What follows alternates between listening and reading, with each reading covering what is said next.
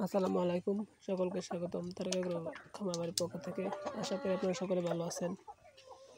তো আজকে আমরা যে বিষয় নিয়ে কথা বলবো সেটা হলো টাইগার মুরগি আমরা দিনে কতবার পানি পরিবর্তন করে দিব, বিশেষ করে গরমের সময়। তো আসলে টাইগার মুরগি একটি বড় মুরগির জাত, না জানেন। তো এই মুরগিগুলো প্রচুর পরিমাণে পানি পান করে থাকে। তো এদের প্রয়োজন অনুযায়ী পর্যাপ্ত পরিমাণ পানি দেওয়া দরকার। তো আমরা অনেকে আছি যে টাইগার মুরগি লালন পালন করে দিনে 2বার পানি পরিবর্তন করে থাকি, বিশেষ করে সকালে এবং রাত্রে। তো আসলে এটা করা যাবে না। তো টাইগার মুরগিকে সবসময় 3বার পানি পরিবর্তন করে দিবেন। তো যেহেতু এগুলো একটি বড় মুরগির জাত, বেশি পানি খায়, সেই জন্য।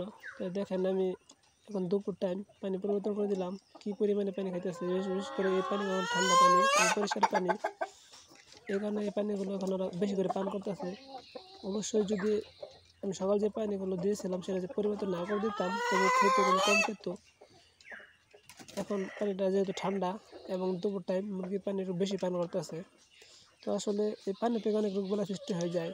অনেক আছে যে 2বার করে পানি দেয়, মুরগি পানি কম খায়। পানি কম খাওয়ার কারণে হয়তো মুরগি অনেক সময় সমস্যা হয়ে থাকে। আসলে পানির অপর নাম যে জীবন, এটা আপনারা দেখতে পাচ্ছেন মুরগি কীরকম পরিমাণে পানি খাইতেছে। আপনি যত পরিষ্কার এবং ঠান্ডা পানি দেবেন এই মুরগিগুলো তত পানি খাবে। তো অনেকে আছে যে 2বার করে পানি পরিবর্তন করে, সেক্ষেত্রে আপনারা 3বার পরিবর্তন করে দেবেন, তাতে আপনার মুরগিগুলো সুস্থ থাকবে।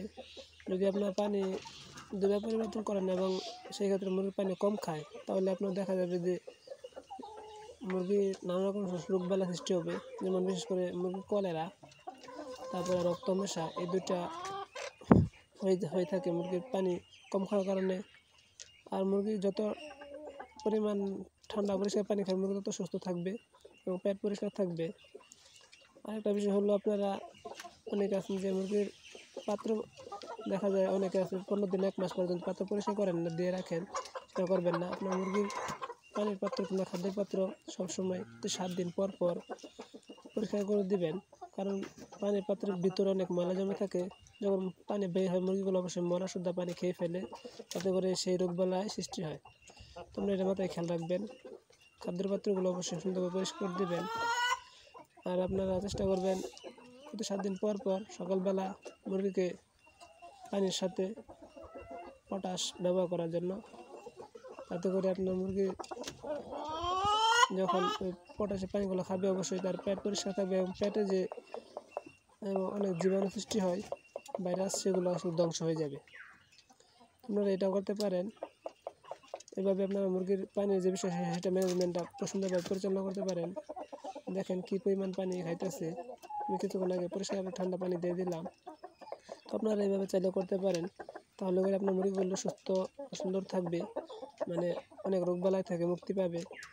আর দেখেন আমার মুরগিগুলো কত সুন্দর এবং চঞ্চল এবং অ্যাক্টিভ। মুরগিগুলো খাবার দাবার খাইতেছে এবং ঘোরাফেরা করতেছে, চলাচল করতেছে। তো আসলে এই পানির বিষয়ে আর কিছু বলবো না। সকলে এমনি এইভাবে দেওয়ার চেষ্টা করবেন। আর সকলে আমাদের চ্যানেলটিকে সাবস্ক্রাইব এবং ফলো করে রাখবেন। আমাদের টিকটক, ইউটিউব, ফেসবুক 3টি প্ল্যাটফর্ম আছে।